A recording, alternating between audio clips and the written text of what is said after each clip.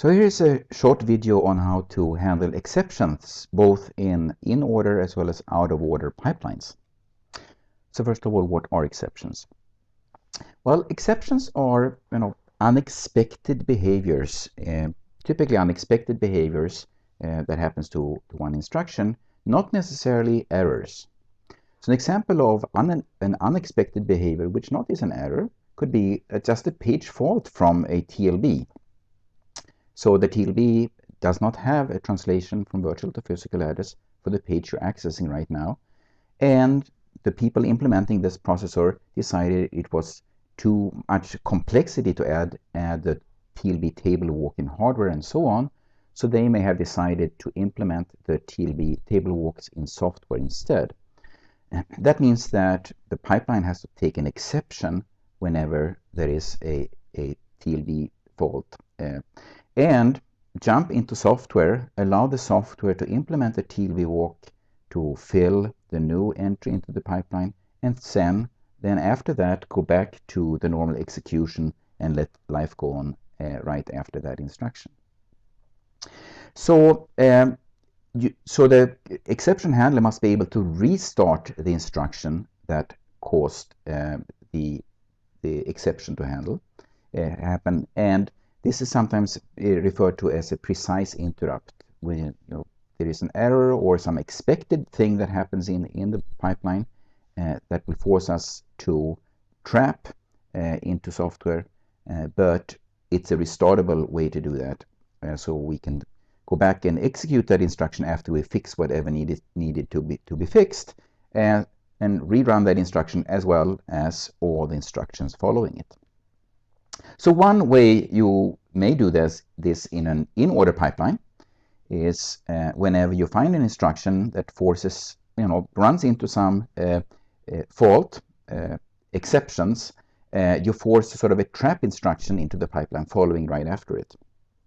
But still that instruction will keep trickling through the pipeline until it comes to the end. You turn off all the writes for the faulting instructions because we don't want the faulting instruction, the instruction causing this exception, to have any side effects. And you also turn off all the writes for all the following instructions. And then you save the program counter of the faulting instruction so that when the software starts executing, software handler starts executing, it somehow can access that information, what program counter caused this exception to happen. And this is, of course, used to be able to restart the execution from the very right place. So exceptions can happen in lots of places in the pipeline. So this table here talks about, for the 5 pipeline stages in the simple pipeline, just talk about what kind of exceptions may happen in each one of these stages.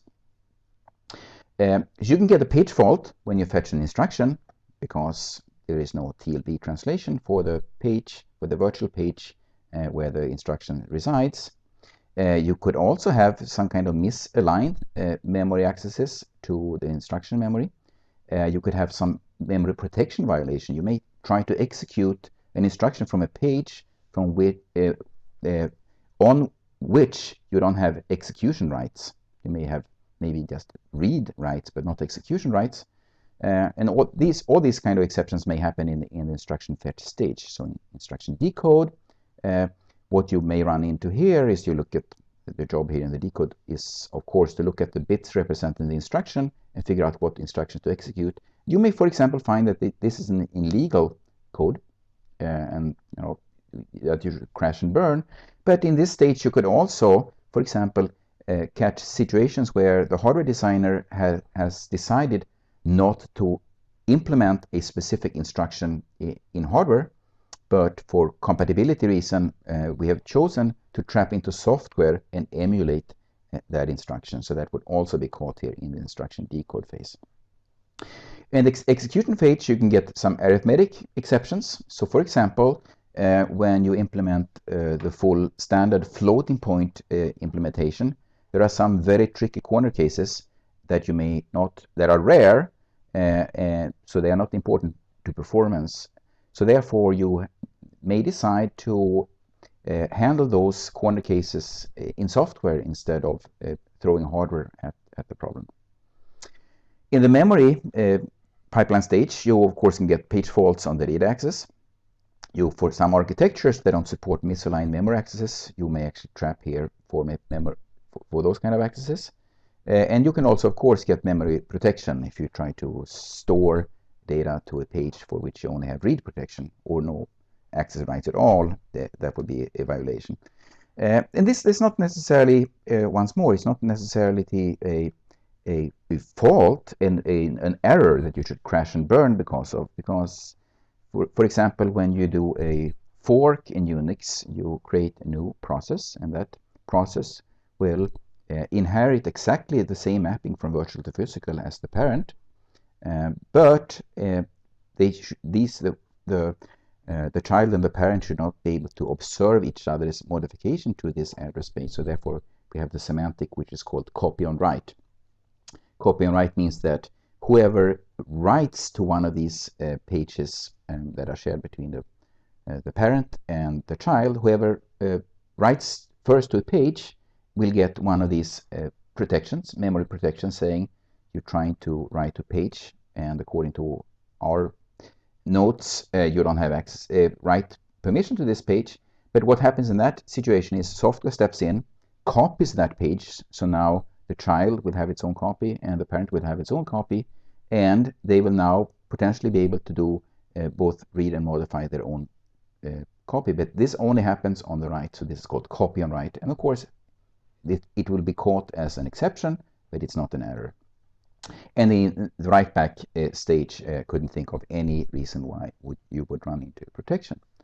Interesting thing here is that the exceptions may be generated in a different order than the instruction order. So one instruction that falls through the pipeline and runs into an exception late in the pipeline, for example here in the memory stage, the very following instruction may have already caught an exception here in the instruction fetch stage. So it's important property of these, the way you handle these exceptions is that you should handle the exception in the program order, not in the order that they happen.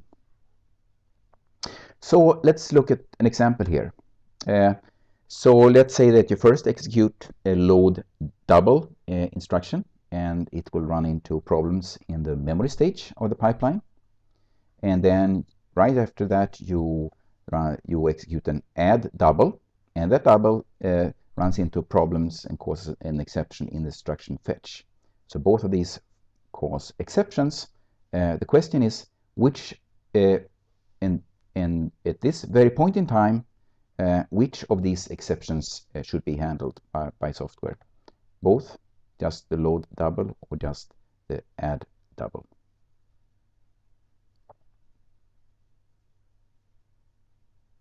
And of course it's the load double, because that is the instruction according to the execution order of these instructions. This instruction happens before the add double. Even though the add double detected the page fault first, it will be the load double, the fault of the load double, which is the exception that we should handle.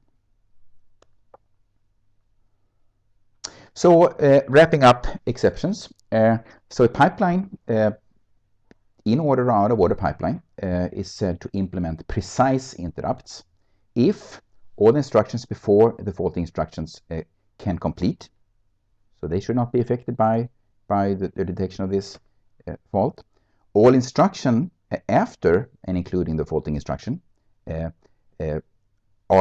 not change the state of the system, and all these instructions must be restartable. So there must be a way for software to kickstart these instructions again, to execute them again.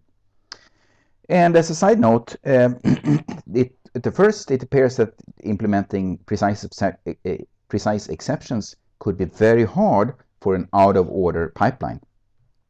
But it turns out that it's actually, in some sense, easier to implement precise exceptions in an out-of-order pipeline, because the reorder buffer is going to store the instructions in order.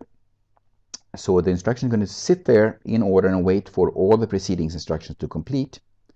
And if one, so when an instruction completes in a faulting instruction, an instruction that causes exceptions, when it completes and it's being stored in the reorder buffer, then we know which instructions are ahead of it, and those are the instructions ahead of it in the reorder buffer, so it should have no effects on those. And we also know that itself and all the instructions following it in the reorder buffer should not be allowed to have any side effects on the architecture, nor should they be executed, so they have to be restarted. And so it's really easy, thanks to the reorder buffer, to be able to squash those instructions, even though the execution of the instructions were actually handled completely out of order.